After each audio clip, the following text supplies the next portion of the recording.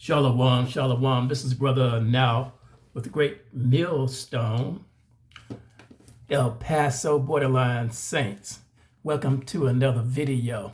And as always, before I get started, I would like to give all honor and all praise unto Yahawah, Ba'ashem, Yahawahshi, Ba'ashem, Rakah, Kodash.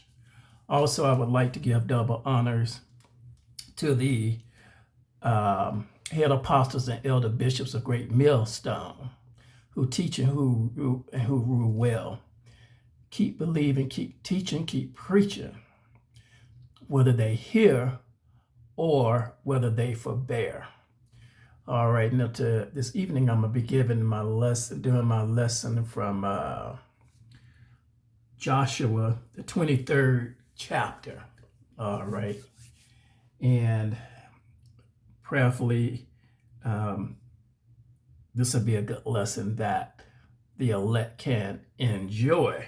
All right, and hopefully this will bring to your remembrance, okay, who you are, because it's important to know where you came from, because how can you know where you're going if you don't know where you came from? All right, so we're going to start here in Joshua, the 23rd verse, and we'll stop when the Lord sees fit. And it reads, "And it came to pass a long time after that the Lord had given rest unto Israel from all their enemies round about, that Joshua waxed old and stricken in age." So this is the prophet there, Joshua. And Joshua called for, he was a leader, and Joshua called for all Israel and for the elders and for their heads and for their judges and for their officers, and said unto them, "I am old and stricken in age." All right. "And ye have seen all that the Lord your God have done unto all these nations before, because of you. For the Lord your God is he that have fought for you." So Joshua was reminding Israel about how the Lord had fought for them. Okay, and so that's what I want to talk about. Is the Lord will fight for us, even to today. But we have to serve him. Okay, we have to be in agreement that we're going to serve the Lord. All right, and we have to be busy doing his will. All right, that's the important thing to do. And the Lord, he'll bless tremendously when you do that. He'll fight your enemies, see? And they'll know that they're fighting with your God. They'll know when you please the Lord and he fight for you, they'll know that he's fighting. They know they're fighting against the Lord, you see. So it's important that we serve him, because we can't win, we can't beat Satan. All right. He has the gift of the sword, and he can destroy us. All right, because we don't have that same gift. So we need the Lord, and the Lord, he gives us wisdom. He let us fall so we'll know where our strength comes from. And then it says, "Behold, I have divided unto you by lot these nations that remain, to be an inheritance for your tribes, from Jordan with all the nations that I have cut off, even unto the great sea westward." All right. So the Lord was driving out other nations for Israel. See, they were not really out there, a strong nation like Esau is out there destroying people. You see, even today, Esau goes out there and destroy at will. But we who are here in the USA, if we serve the Lord will fight our enemies right here, you see. But we got to please him. That's the requirement. And when we do that, then the Lord can bless. All right. So that's what we want to talk about here a little bit to you. All right. And then in the 5th verse, this is Joshua 23:5. It says, "And the Lord your God, he shall expel them before you and drive them from out of your sight. And ye shall possess their land as the Lord your God has promised unto you." So the Lord has promised to bring us into our own kingdom. So it's a blessing that we have something to look forward to. But we know that we have to keep busy doing his work in order for the Lord to fight for us. If we turn back, then the Lord, he'll destroy us. And it says, "Be ye therefore very courageous to keep and to do all that is written in the book of the law of Moses, that ye turn not aside therefrom to the right or to the left." So the Lord said, do my will. You see, that's what the Lord's requirement is. And if you are the hopeful elect, and God has given you knowledge of these holy scriptures, then you should know that the holy elect sing the song of Moses.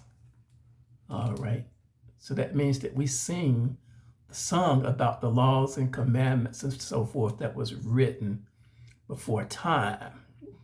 Even though we're in this fourth beast nation, we still look back at the scriptures that are written here in the Old Testament. All right. And so that's very important because that's our foundation. If you don't know the foundation of the Old Testament, and you over there in the New Testament, you don't have a foundation. You're going to be destroyed because you're lacking knowledge. You see, you're lacking wisdom, you're lacking understanding, all of that. Because when you serve the Lord is looking for you to do what's written in the Old Testament and in the New. All right. He's expecting you to learn all of that. Okay. And then it says that ye come not among these nations, these that remain among you, neither make mention of the names of their gods, nor cause to swear by them, neither serve them, nor bow yourselves unto them. So the Lord said, don't be getting involved with other nations' gods, Israel. Stay out of that. Get out of Christianity. The Lord did not establish Christianity. He established Israel. Okay, that's who the Lord is saving. The Son is saving Israel. Yahawahshi, he's gone off the scene, but he is still saving the Israelites who are scattered throughout the four corners of the earth. Don't listen to this devil telling you that he's saving the whole world. That's not written. Okay, so we have to be in knowledge of these holy scriptures because the Bible says, my people are destroyed for a lack of knowledge. God's not saving the whole world. He's not saving the wicked. He's going to destroy the wicked for what they've done to his wife, you, Israel. All right. Those of you who are Native Americans and so-called African Americans and Latinos and so forth. You see. So many nations have come against you, as written in Job 28:28, and they sought to destroy you. Okay. Practically, they have destroyed you, but that's because you were disobedient. You went off serving their false gods that the Lord told you not to do, as you're reading here.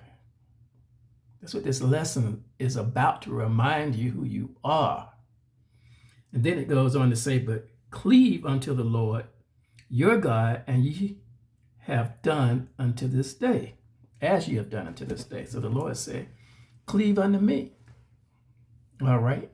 If you need to win some battles, you need to be in the Lord. You need to have him on your side. You see, because you can't fight with Esau, the Amalekites. Okay, the great grandchildren of Esau. You can't fight with them. They're too powerful. They have a sword. They're worth trillions of dollars today. They have military bases all over the world, everywhere. All right. They have AI. They have robotics, all kind of nuclear and biological weapons, and so forth. All of that, you see. And if you don't have the Lord protecting you, these devils will destroy you. But if you're doing what the Lord tells you to do, then he's not going to let them touch you, because the angels of the Lord encampeth around about them that fear him. And the devil, see, he's going to take directions from the Lord on the left-hand side. See, the Lord have angels out there that does wickedness when man strays off. You see, you need to be aware of that and see that. Okay, you need to be on the right-hand side of the Lord's throne where you can have some coverage. See, because the devil's too strong for you, he'll destroy you. All right, that's the reason why you need to be in this word. Watch what you do, watch what you say. All right, get into this word, get into this Old Testament. All right, and do what the Lord told you to do out of it, as well as what Yahawah told you to do, to have the same mind that he had. All right, where he got on the cross was Lord, a little bit lower than the angels, and died on the cross for your sins. Therefore, giving you hope, giving you some grace, you see. So he's promised to establish this second covenant. All right, but you have to be of the tabernacle of David. All right, you have to have the seed of holiness and righteousness in you. And you have to have wisdom, knowledge, and understanding. It doesn't do you any good to have knowledge of this, you know, and say, oh, I feel the Lord, but then you don't obey. You see, obedience is better than sacrifice. All right, that's what the Lord's looking for, is obedience to his word. And then for you to have faith in our Savior's second coming. At that point, he'll destroy the earth, because he said that he didn't come to bring peace. He came to bring a sword to your enemies. All right. And then it goes on to say in the 9th verse, for the Lord hath driven out from before you great nations and strong. So that this was done before time, you see, when the Lord fought for you. And it says, but as for you, no man have been able to stand before you unto this day. So they can't stand before you even today.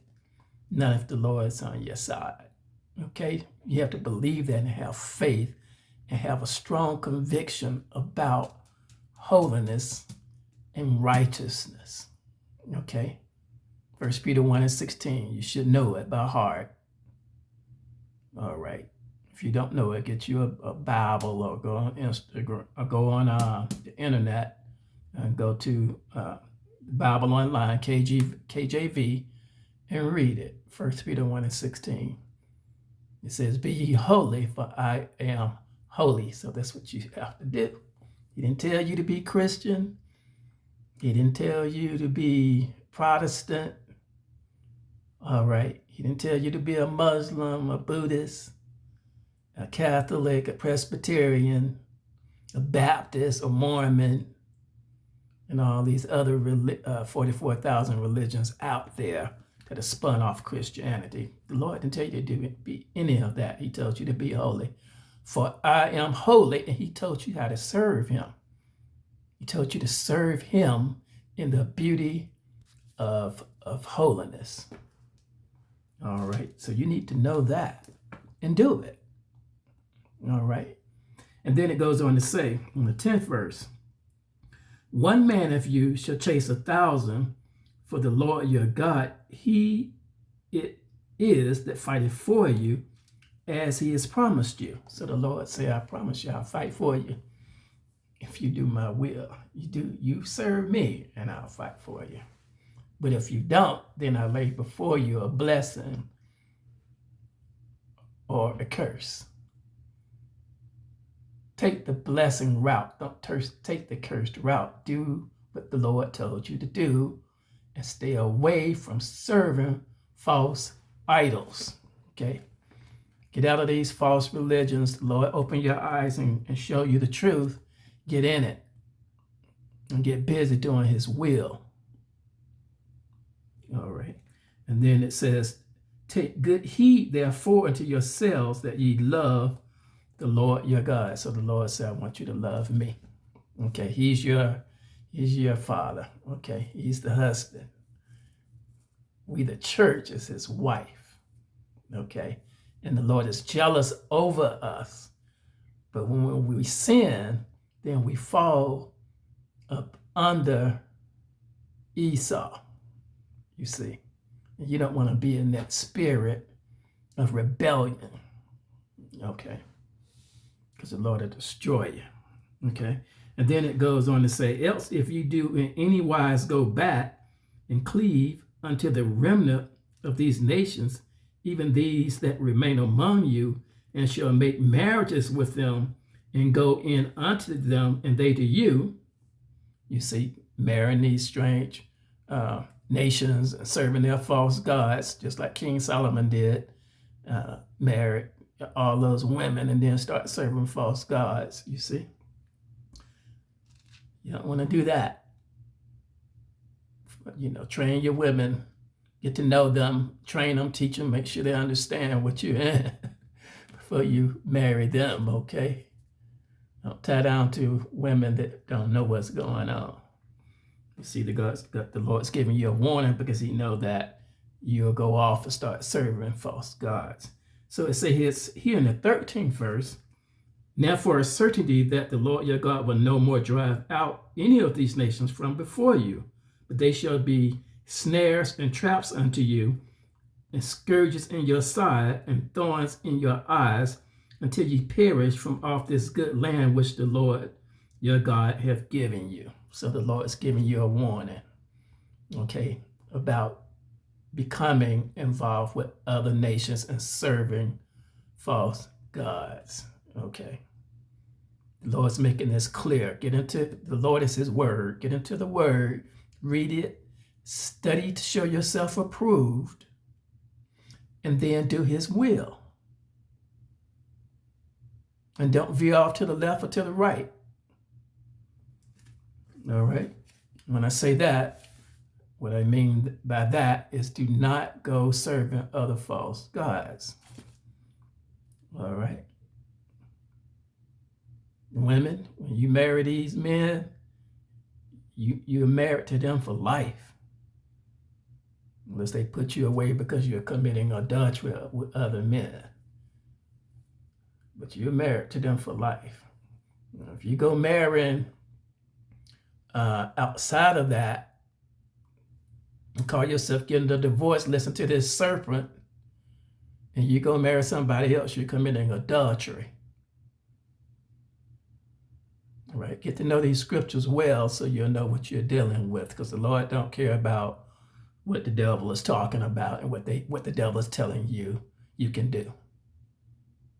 The Lord don't care about that. The Lord is judging you by what's written in these holy scriptures. Plain and simple. And then it goes on to say here in the 14th verse, and behold, this day I am going the way of all the earth, and ye know in all your hearts and in all your souls that not one thing have failed of all the good things which the Lord your God spake concerning you. All are come to pass unto you, and not one thing have failed thereof. So the Lord, he'll make sure you're good, take care of you in these wicked and evil times that we're in. The Lord will be your God and protect you. All right.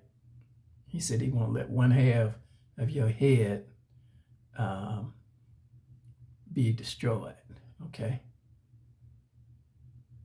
So you got to get in the Lord. And then it says, therefore it shall come to pass that as all good things are come upon you, which the Lord your God promised you, so shall the Lord bring upon you all evil things, until he have destroyed you from off the good land which the Lord your God hath given you. See, so when you do wicked, evil, and you go out serving false gods, you're in trouble. And you left out there without, you're standing out on the battleground and you don't have any covering, you see. You have the armor of the Lord on, the devil gonna cut you up. You see, he'll destroy you. So you don't want to do that. You have to put on the whole armor of God that you may be able to withstand the wiles of the devil. All right. And then it says, when ye have transgressed the covenant of the Lord your God, which he commanded you, and have gone and served other gods and bowed yourselves to them, then shall the anger of the Lord be kindled against you, and ye shall perish quickly from off the good land which he hath given unto you. All right, so we're going to stop there. You got the message. All right, choose to serve the Lord and live, or choose to disobey and you'll die. It's that simple. Okay, it's pretty straightforward. So let's get busy doing the Lord's will, Israel. All right, don't stop, don't give up. All right, keep going. Now we're going to stop our lesson there. Hopefully this was a good lesson for the hopeful elect, 144,000 of the house of David. All right, the tabernacle of David. All right. God made a promise to you through Abraham, Isaac, and Jacob. You're in that seed line. You're going to do his will. If you're not, then you're going to be destroyed. It's that simple. Okay, that's the way the Lord has this thing written, and not one word of it will fail. Now we're going to stop there, and when again, we're going to give our honor, praise, and glory unto Yahawah, Ba'ashem, Yahawahshi, Ba'ashem, Rakah, Kodash. All right, be holy, Israel. Shalom, and a Bible ball.